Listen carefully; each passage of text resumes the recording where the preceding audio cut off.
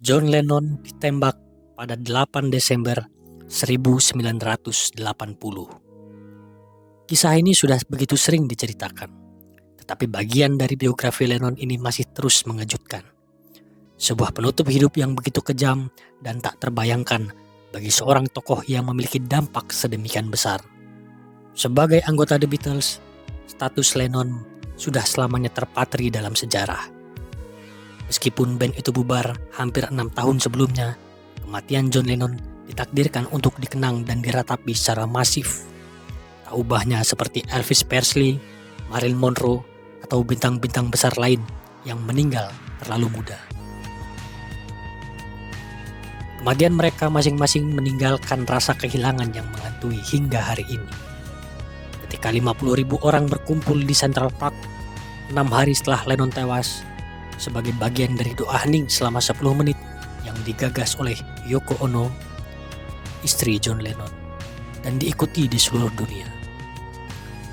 Ada satu poster mencolok yang menarik perhatian, yaitu foto John Lennon dengan satu kata sederhana, why? Fakta bahwa tidak ada jawaban nyata untuk pernyataan mengapa, itulah yang menjadi salah satu alasan mengapa Mark David Chapman pada akhirnya justru dikenal luas. Seolah-olah dunia begitu putus asa ingin memahami dirinya. Penelusuran mendalam terhadap kondisi psikologis Chapman tak pernah berhenti. Kira-kira pukul 10.45 malam, limosin yang ditumpangi Lennon dan Ono menurunkan mereka di depan apartemen mereka di Dakota. Lennon berjalan beberapa langkah di belakang istrinya sambil membawa setumpuk pita rekaman ketika Mark David Chapman, orang yang sama sebelumnya sempat meminta tanda tangannya di depan gedung pada sore hari, menembaknya 4 kali dengan revolver. 2 peluru bersarang di punggung Lennon, 2 lainnya mengenai bahunya. Chapman tidak melarikan diri, dan sebagaimana pepatah, kenyataan lebih aneh daripada fiksi. Pria berusia 25 tahun itu benar-benar menjatuhkan pistolnya. Ia ditangkap hanya dalam hitungan menit oleh petugas NYPD yang sedang berpatroli malam dan menjadi yang pertama merespon laporan tembakan di depan apartemen John Lennon. Tak ingin menunggu ambulans, polisi segera mengangkat Lennon ke bagian belakang mobil patroli dan melarikannya ke rumah sakit sekitar 1 mil dari lokasi kejadian. Di sana, pada pukul 11.15 malam, John Lennon dinyatakan meninggal dunia. Pada pagi hari, tempat-tempat langsung dipenuhi kesedihan yang menghantui. Pendengar radio mendengar siaran khusus penuh lagu-lagu Lennon dan The Beatles. Di luar The Dakota, lokasi tempat Lennon meninggal, para penggemar berkumpul tanpa perencanaan, menyuarakan keadilan, cinta kepada John Lennon, dan duka atas kepergiannya. Chapman didakwa dengan tuduhan pembunuhan tingkat 2. Ia mengaku menekan pelatuk dan mengatakan kepada polisi bahwa ia menggunakan peluru hollow point karena memang berniat membunuh John Lennon. Dalam bulan-bulan setelah penembakan, sejumlah psikiater dan psikolog menilai kondisi Chapman. 6 ahli yang bekerja untuk tim pengacaranya menilai sebagai seorang psikotik. 5 di antaranya mendiagnosis Chapman dengan skizofrenia paranoid, sementara seorang lainnya menilai gejalanya lebih sesuai dengan gangguan bipolar atau maniac depression. 3 ahli dari pihak jaksa pun sepakat bahwa Chapman memang mengalami gangguan jiwa, tapi mereka tetap menyatakan bahwa ia cukup kompeten untuk diadili. Pada Januari 1981, Chapman mengajukan pembelaan tidak bersalah karena alasan gila. Namun, berlawanan dengan nasihat pengacaranya yang kepada pengadilan menyatakan masih ada keraguan serius tentang kemampuan kliennya untuk mengambil keputusan. Chapman justru mengubah pernyataannya. Pada Juni 22, 1981, ia menyatakan bersalah. Pada hakim, ia mengatakan bahwa Tuhan telah memerintahkannya untuk melakukan itu, dan ia tidak akan pernah mengubah pengakuannya ataupun mengajukan banding. Pada 24 Agustus 1981, Chapman dijatuhi hukuman 20 tahun hingga seumur hidup di penjara, serta diperintahkan menjalani perawatan psikiatris.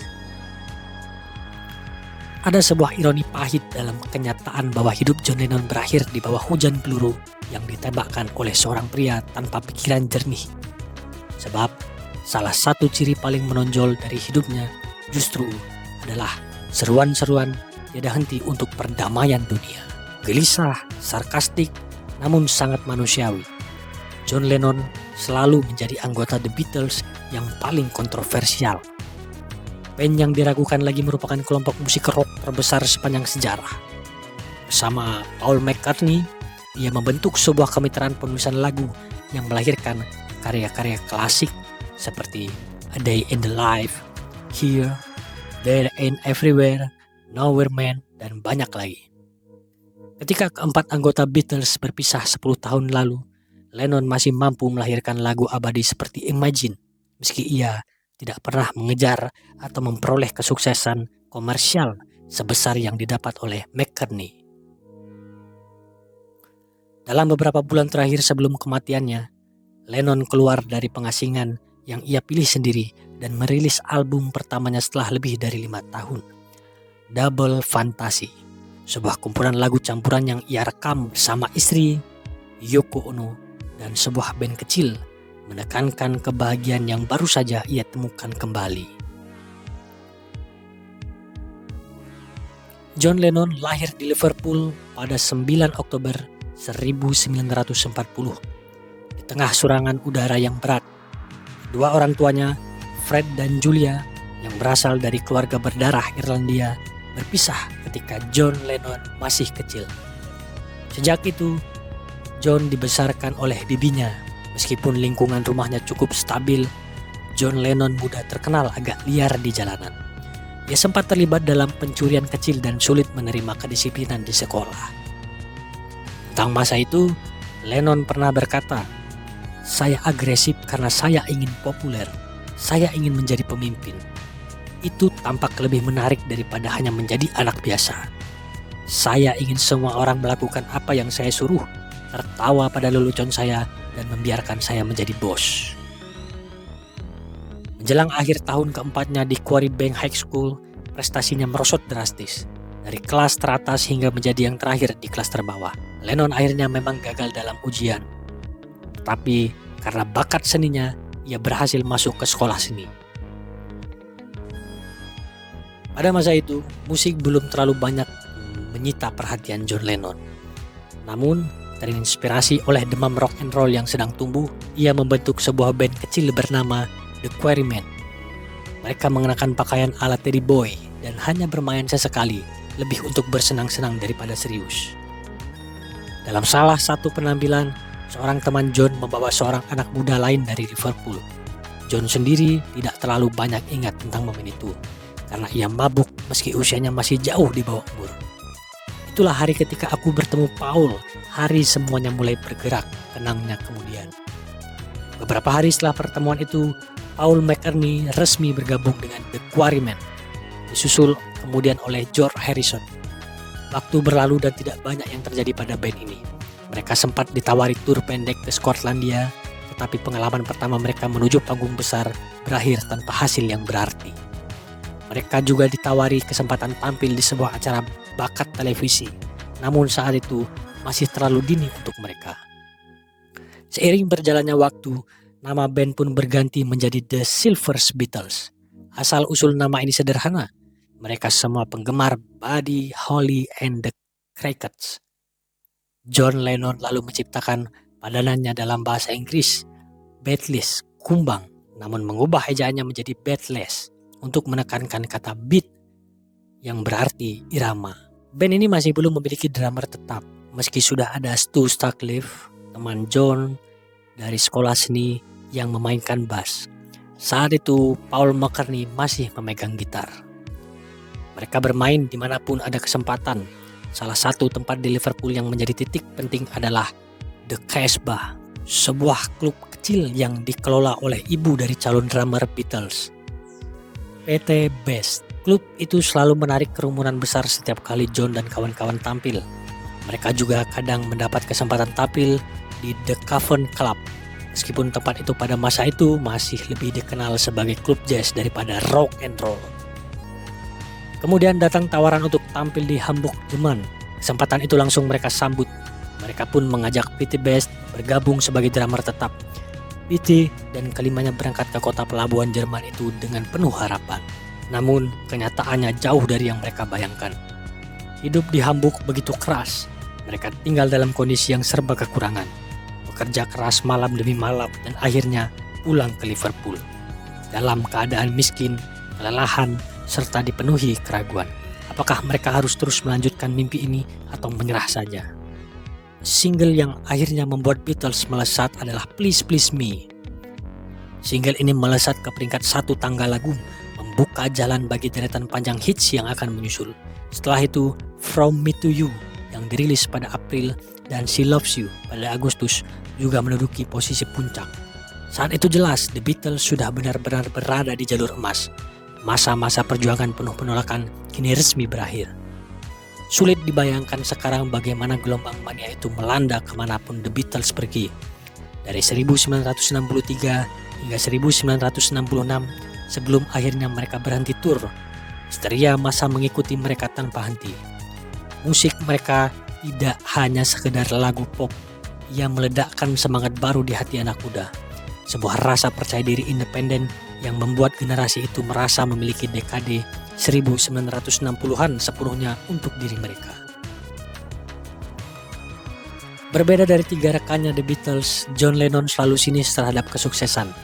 Mungkin justru sikap kaustik itu tulang punggung sarkasme dalam kepribadiannya yang membuatnya dicintai para kritikus rock. Lennon tak segan melontarkan kalimat sensasional, entah saat ia mengklaim bahwa The Beatles lebih besar daripada Tuhan, atau ketika ia dan Yoko Ono berbaring seminggu penuh di ranjang hotel sebagai aksi damai. Namun di balik provokasi itu, John Lennon juga mampu bersikap jujur dengan cara yang hampir menyakitkan. Ketika ditanya apa rahasia di balik sukses musiknya, ia menjawab dengan dingin. Saat itu orang mengira kelas pekerja berhasil menembus batas, tapi kini aku sadar bahwa semua itu hanya tipu muslihat. Semua seperti yang mereka lakukan pada orang kulit hitam. Mereka diizinkan jadi pelari, petinju, atau penghibur. Itu saja pilihannya. Kini jalan keluar bagi kami adalah jadi bintang pop. Itulah yang kukatakan di Working Class Hero. Seperti yang pernah kuceritakan ke Rolling Stone. Orang-orang yang berkuasa tetap sama.